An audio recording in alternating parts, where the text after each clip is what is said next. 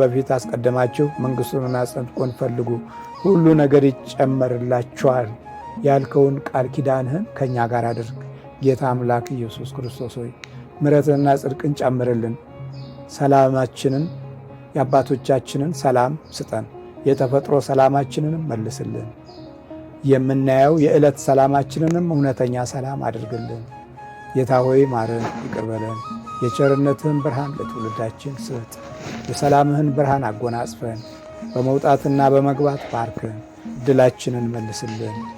ዕድላችን ስለተነጠቀን ነው። አዳልሞቴ ዕድላችንን ወስዶታል። ይህ ሁሉ የመናፍስቱ አሰራር ወደ ጥልቅ የሚወስደውን መንገድ አዘውትረን እንድንመለከትና ያንን ስቃያችን አድርገን እንድናይ የሚያስገድድ መንፈስ ነው። በስቃይ ደስ ይለዋል ክፉ አዳልሞቴ። የእናንተ መሰቃየት ደስ ይለዋል። የረባው ሲጠፋ፣ የተወለደው ሲቀጭጭ፣ የተወለዱት ሲከሱ ደስ ይለዋል። በሰው ስቃይ ይደሰታል፣ በበሽታ ይደሰታል፣ በጉስቁልና ይደሰታል። ይሄ ማለት የክፉ መንፈስ አሰራር ነው። ታዲያ የእኛ ትውልድ በምቀኝነት የሚደሰተው ከዚህ መናፍስታዊ አባዜ ያልወጣን ስለሆነ ነው። እግዚአብሔር ምሕረቱን ያብዛልን። በክርስቶስ ሥጋና ደም ታትመን የመንግሥቱ ወራሾች እንድንሆን አምላካችን ያብቃን። አሜን። ይሄን ቀዩን ፈረስ ከምድራችን ከዓለማችን ያስወግድልን።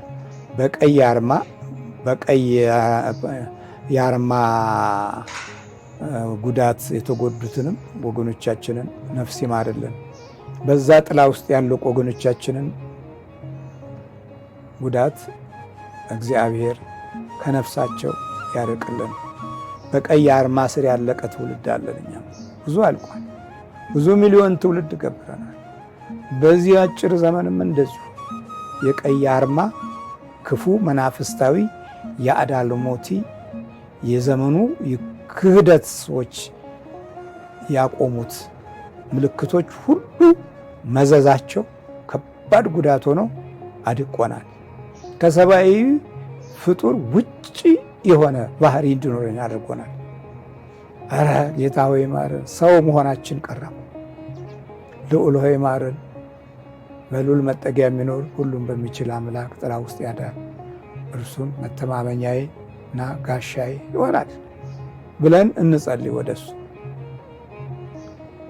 እግዚአብሔር አምላካችን ሁላችንንም ይባርከን።